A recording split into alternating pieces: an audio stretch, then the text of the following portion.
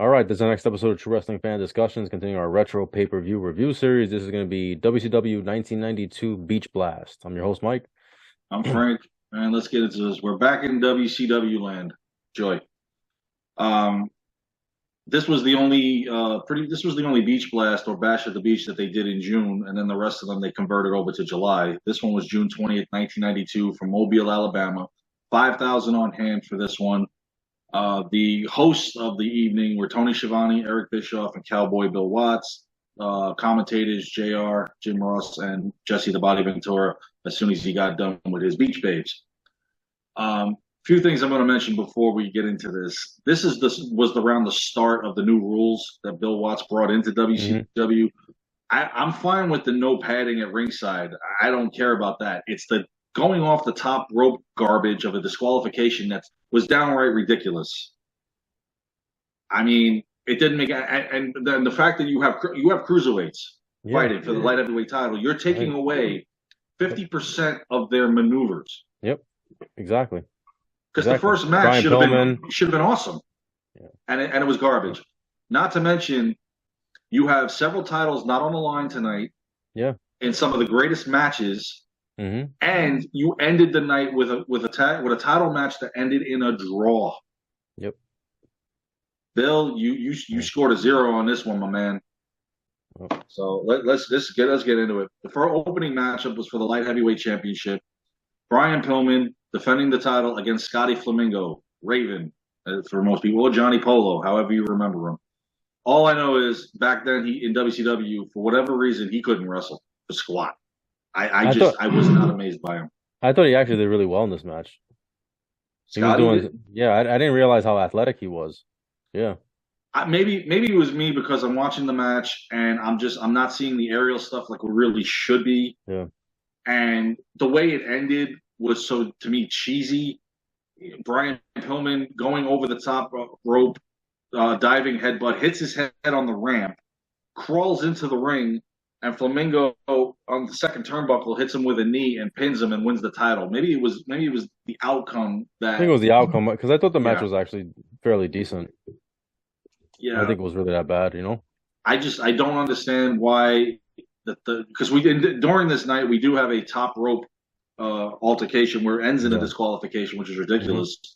But like I said before, when you do this, you're taking away most of the aerial maneuvers from these cruiserweights. It's like, what's the point of having them then? Now, believe me, the whole padding thing, I don't care about that. That's fine to me. But the top rope thing, and then in one of the documentaries, Bill Watts had said, he goes, "Oh, it just made it where it would be more. They'd have to be more conniving. The ref gets distracted. You do something illegal. Well, why should we have to go to those lengths? I mean, those rules didn't make any sense." Yeah. So, like I said, at the beginning of the pay-per-view, I know they mentioned that Paulie and Medusa are banned from ringside. From ringside during the Iron Man match, yeah, which was good because that was to me the best the best match on the card. Because Rude is still part of the Dangerous match. Rude is still part of the Dangerous Alliance at this point. Yeah, right before they fall apart because that's coming. Following this, Johnny B. Bad was the MC to a bikini contest of sorts. There were 3 stages. It was Missy Hyatt and Medusa. They should have just been one stage, the bikini contest, and that's it. Yeah, it didn't make any sense. 3 different segments. You have the first part's the evening gown, and then you have the bathing suit, and then the bikini. Just go right to the bikini contest. That's all anybody wanted to see anyway. And then the best part is you won't find out the results until the next night.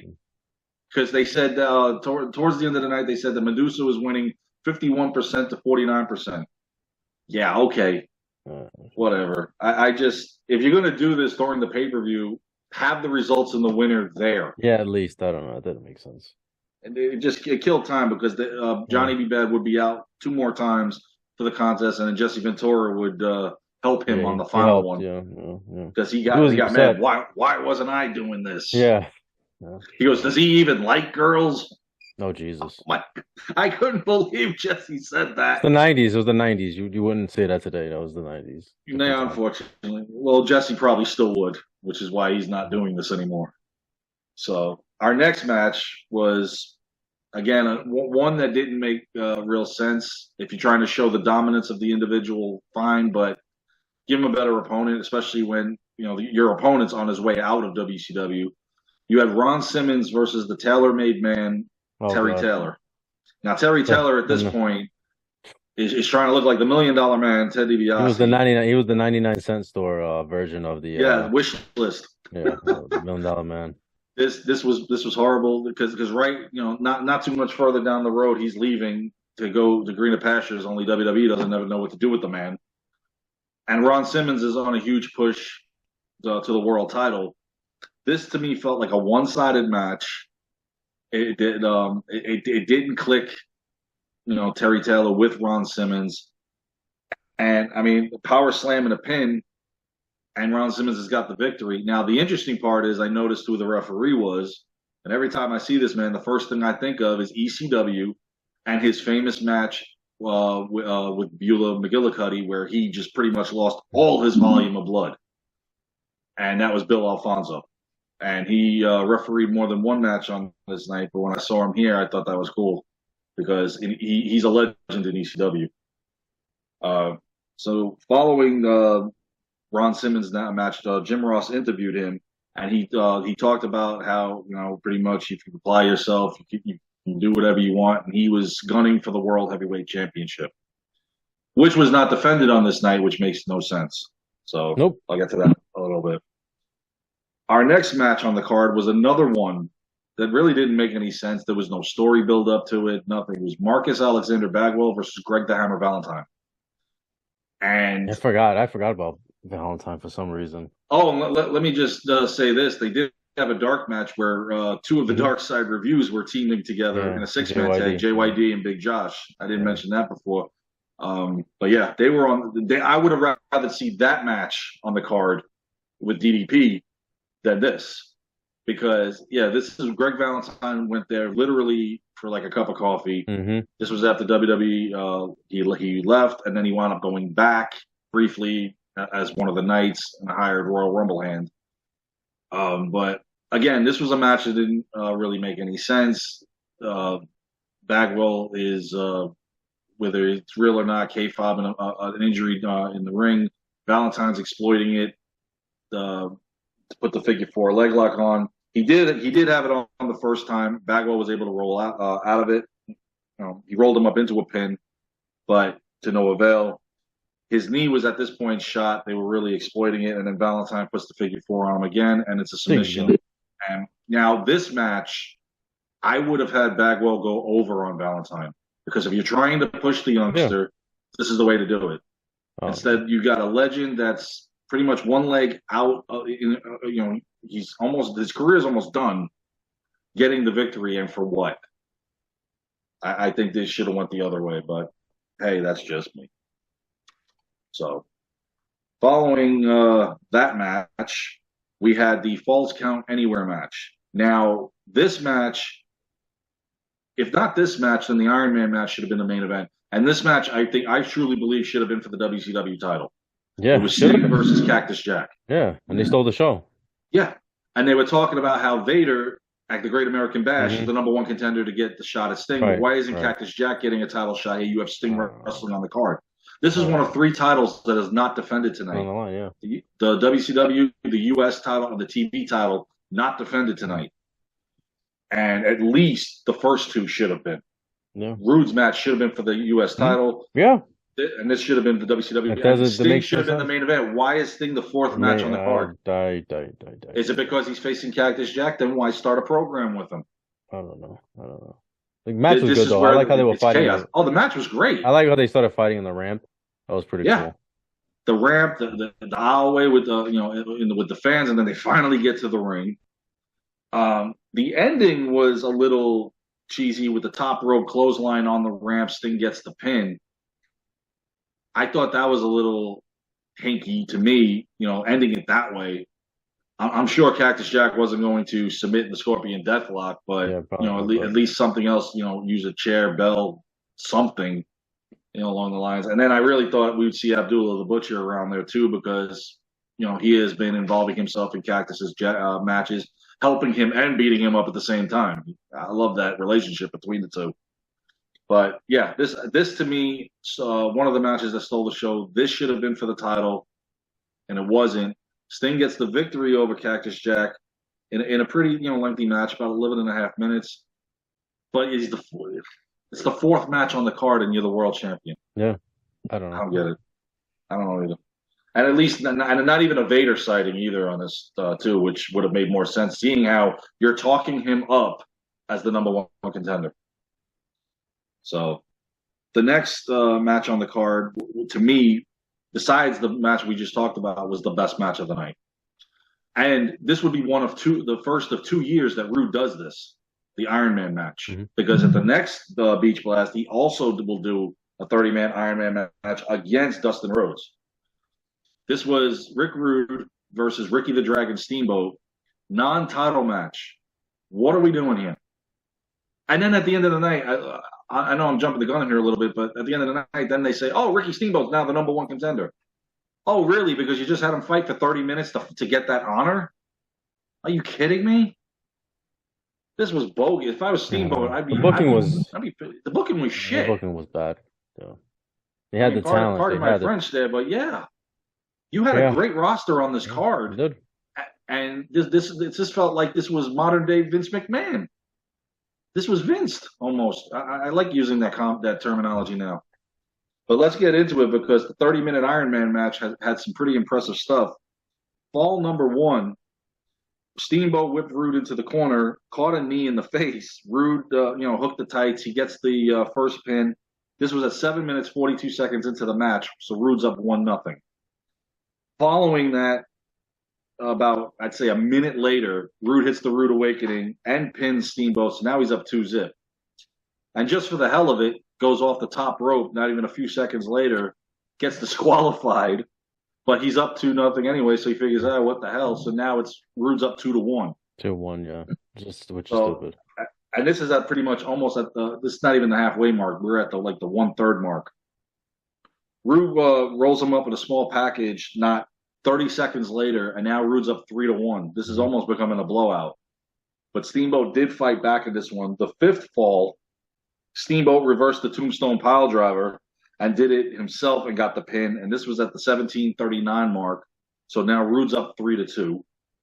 The next fall after that, Steamboat came battling back. He powered out of a pin, which was very impressive, and did a bridge pin of himself. This was at just over the 20-minute mark with about 9 minutes left. They're tied 3-3. Now, what made this match interesting was when they battled on the 7th fall. After being as a sleeper hold, I think he had it in there, about 3.5 minutes? Mm-hmm. And the sweat is just dripping off both of these guys. Finally, Steamboat was able to he pulled a Bret Hart on Roddy Piper. He got his feet on the turnbuckle, kind of rolled him over to a pin, got the pin at the 29:26 mark. You've got 34 seconds left in this match, and now Steamboat's finally up 4-3. And Rude at this point is doing everything, body slam, clothesline, everything to try to get a pin, and he couldn't get it on Steamboat. Steamboat wins this match 4-3. And I liked at the beginning of this match where Ventura was attacking Steamboat going, he used this kid in the ring so that Rude wouldn't attack him. Right, because he came out with a kid. Yeah, and his wife. So it was it was good to see him there because remember, he brought him out as an infant at WrestleMania 4. So he brings him out at this one. This, to me, with Steamboat getting the victory, now they say he's the number one contender. No, this should have been for the title, and Steamboat should have won it. So now it's like we got to do this all over again. Right. He came back from a 3-1 deficit and won 4-3 in 30 minutes. I mean, this was these two guys' greatest match. And you just pissed all over it with it being a non-title. I don't know, man. It makes no difference. I really thought this should have been for the belt. So following that great match, which also could have been better off being a main event rather than what we had, we get round 2 of the bikini contest with Johnny B. Bad. Moving on after that, we've got a 6-man tag team match. Special guest referee Ole Anderson, and you had a family member in this match as well. You got Dustin Rhodes, Barry Windham, and Nikita Koloff taking on 3 members of the Dangerous Alliance. Yep. You got Arn Anderson, television champion Steve Austin, and beautiful Bobby Eaton with Paulie Dangerously at ringside. Again, another title not on the line. What are we doing here, I Bill? don't know. Got a ton of talent in that ring, though. Ton of talent and no title defenses. And I mean, this card could have been I one don't of the know, best, man. one of It's the best got ones in '92. it's the weird card because, like, on one hand, I don't like the booking, but on the other hand, I'm like, there's a lot of talent here, so it's nice seeing these guys. Considering you don't have the likes of Just Ric not Flair and Lex Luger, right. Yeah, they're you gone. still have a pretty And Sid impressive, and Sid's and not back Sid. yet. Yeah, Sid's not back yet. You still have a pretty impressive roster yeah, going forward here yeah, in '92. yeah. I mean, they really could have They didn't elevated utilize themselves. these guys properly. Exactly. And this match was just total chaos throughout the whole thing. 15 and a half minutes. I mean, and then finally all six guys get in the ring. And it ends with Arn Anderson going off the top rope, disqualification. Come Disqualification. on. Yeah. Come on. What are we doing here? He hits Barry Windham off the top rope. All he happens to see it. Oh, let's ring the bell. Man, I tell you what, when Bill Watts left and they got rid of that rule, I was oh so happy. But by that time, the roster was just garbage at that point. But whatever. This is what WCW wanted. So you took six of your top guys right there, and you just did nothing with them. Yeah. So Dustin, Nikita, and Barry Windham get the win by DQ. This could have been another very impressive match done right. So, following this, Eric Bischoff had interviewed Ricky the Dragon Steamboat, who I'm even shocked was able to stand at this point because it was only 30 minutes. It wasn't 60. So yeah, I know. Yeah, WWE does the 60. They only do the 30. Yeah. But still, it was a lot with him and Rude. And then he gets interrupted by Paulie Dangerously. And then for some reason, Cactus Jack just let me go beat the hell out of him. I got nothing to do right now. So that was interesting. Cactus Jack, attacking Steamboat, dangerously telling him you'll never see the U.S. title again. Meanwhile, he should have had the title shot here. Or now Bischoff was talking about how he is now the number one contender. So if I'm Steamboat, I'm like, wait, I got to do this all over again. But whatever. And then following that, Jesse Ventura couldn't take it anymore, had to help Johnny B. Bad with the third part of the bikini contest. Of course, Missy Hyatt's was stolen. She steals Ventura's scarves to make a bikini. Allegedly, which not. Yeah, I know. Yeah. When you saw the smirk on Medusa's face, I mean, it built up a good storytelling here, but I mean, right now all we're doing is killing time. Like you said in the beginning, this should have just been bikini contest done. That's it. Vote it. We'll give you the tally at the end of the night and let you know who won.